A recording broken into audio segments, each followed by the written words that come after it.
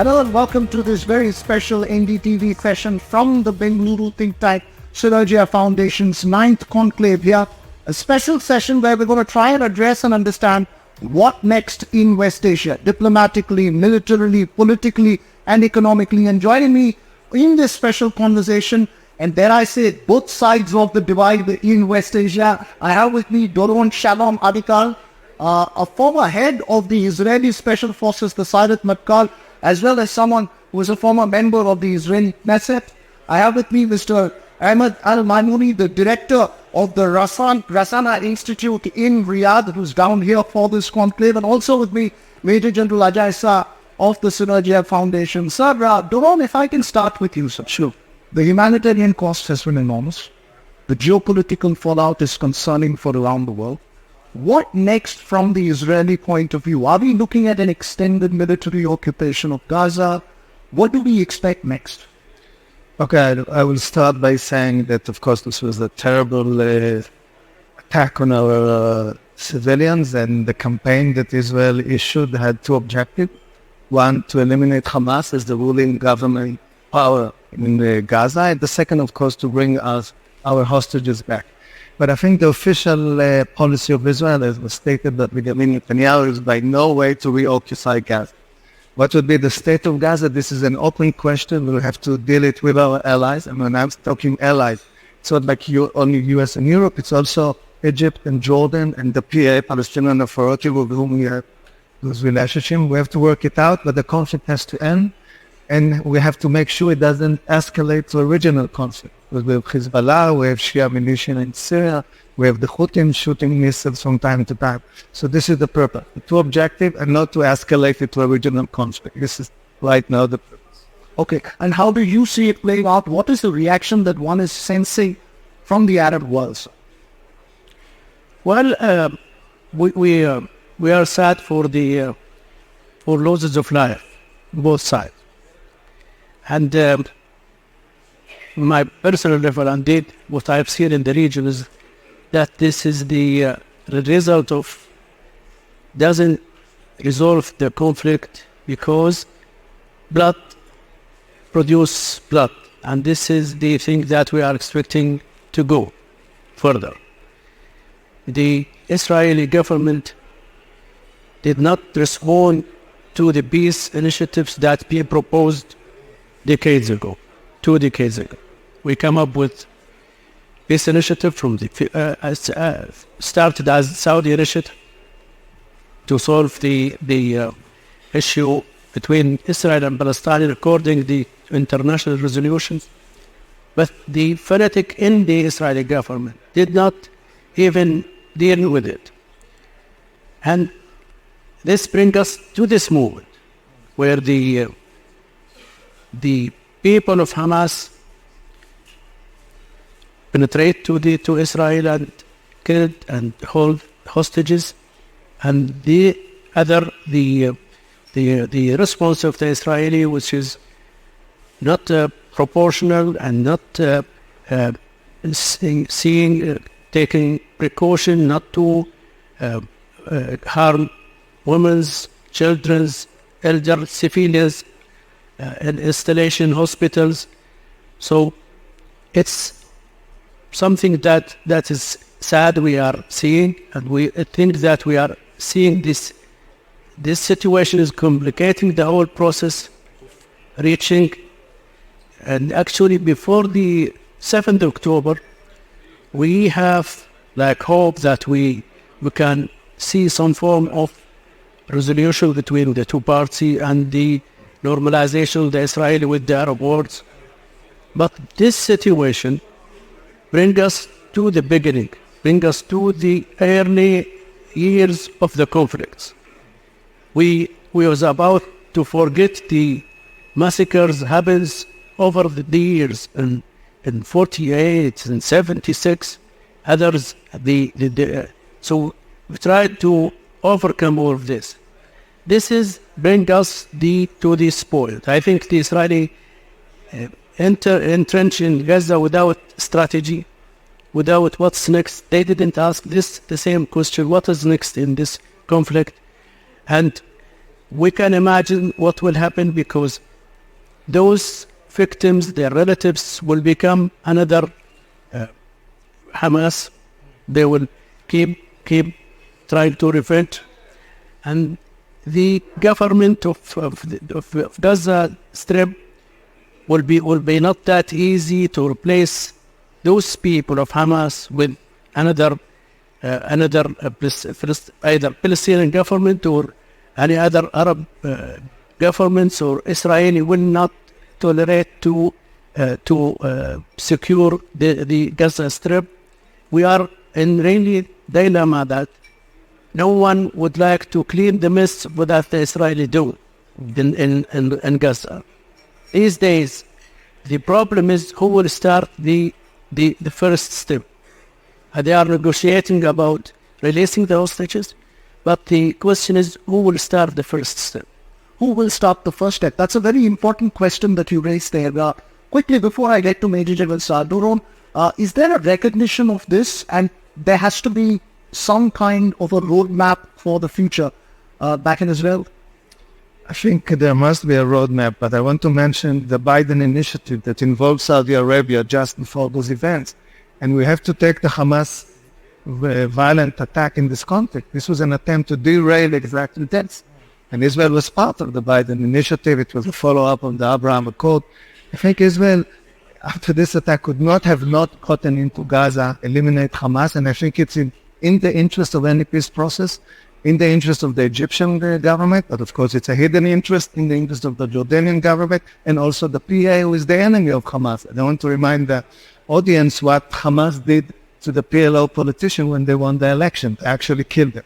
So we have to be very pragmatic about this conflict, but I would just mention one word in continuation with what was said.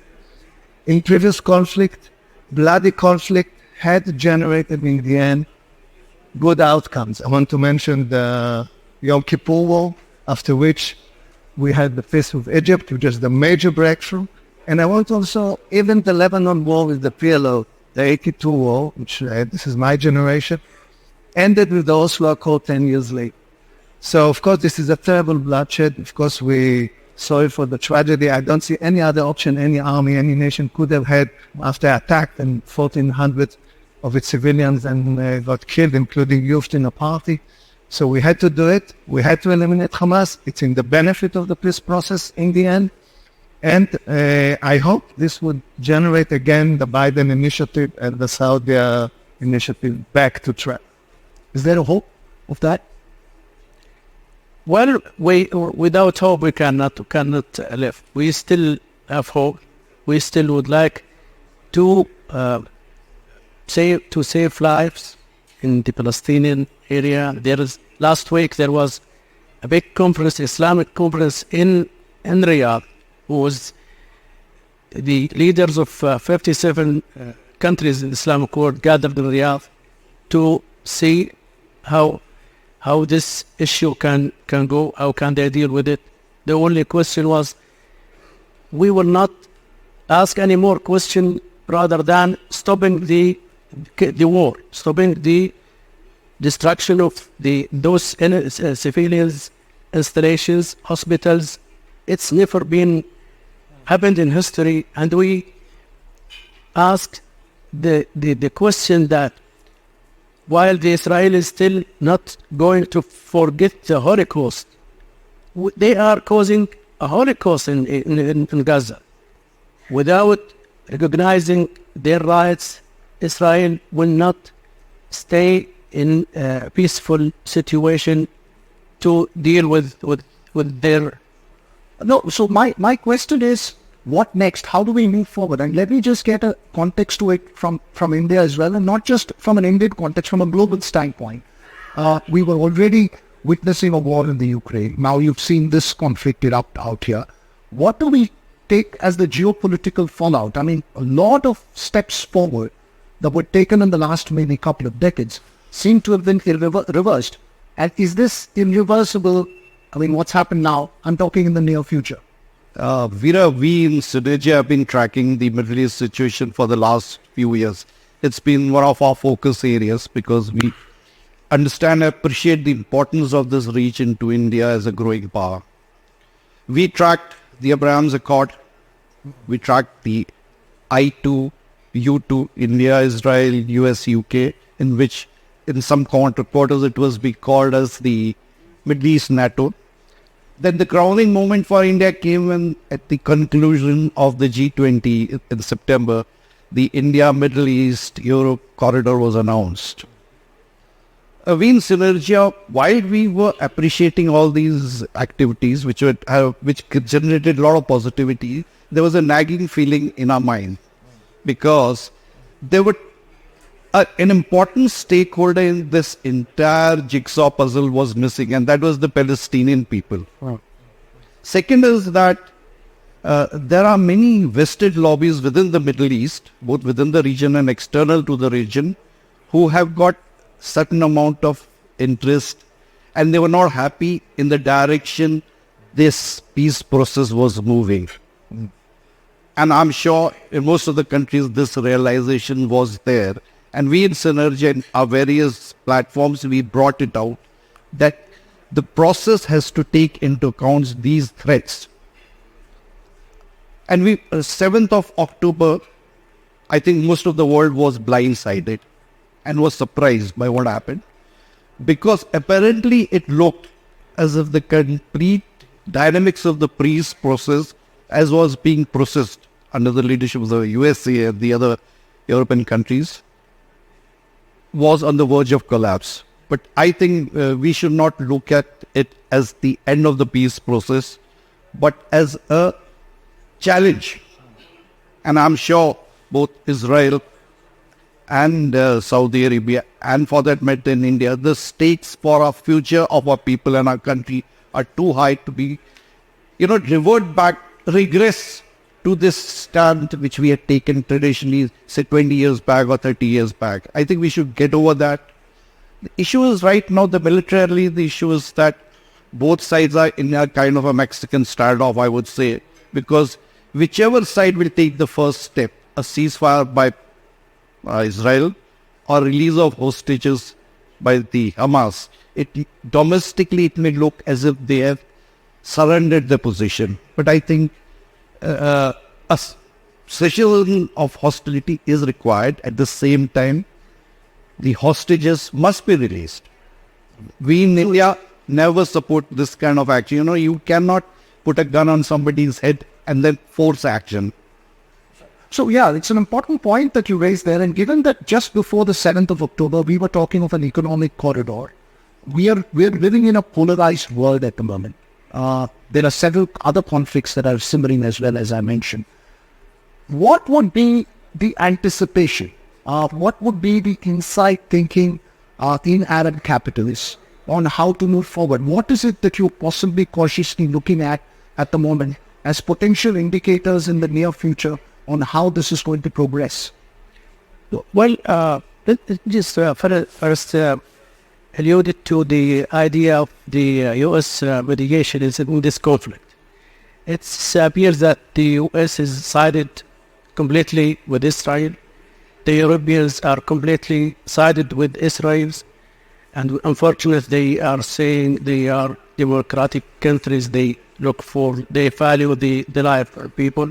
So what we are looking forward is maybe some other nation that might step in as part of mediation, like India, for instance, China. They are acceptable for both parties.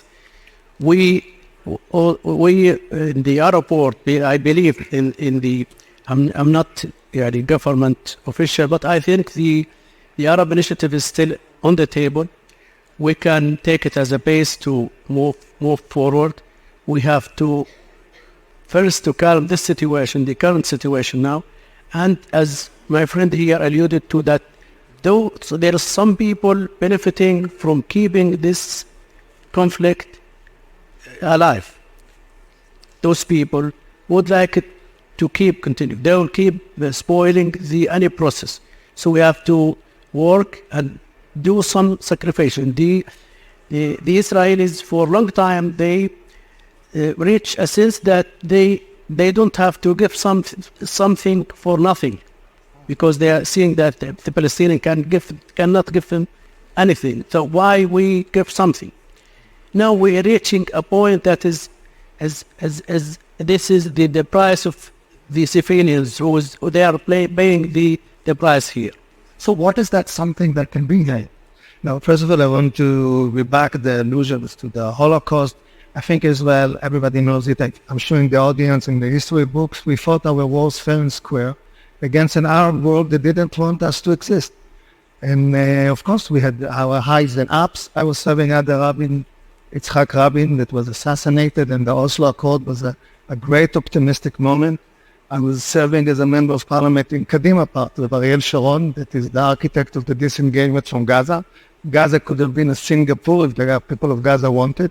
And I think two things should be clear. First of all, Hamas, I think, is the illegitimate actor in the conflict. And I think every member of the Palestinian Authority would say the same thing. And the testimony of the conflict between the two.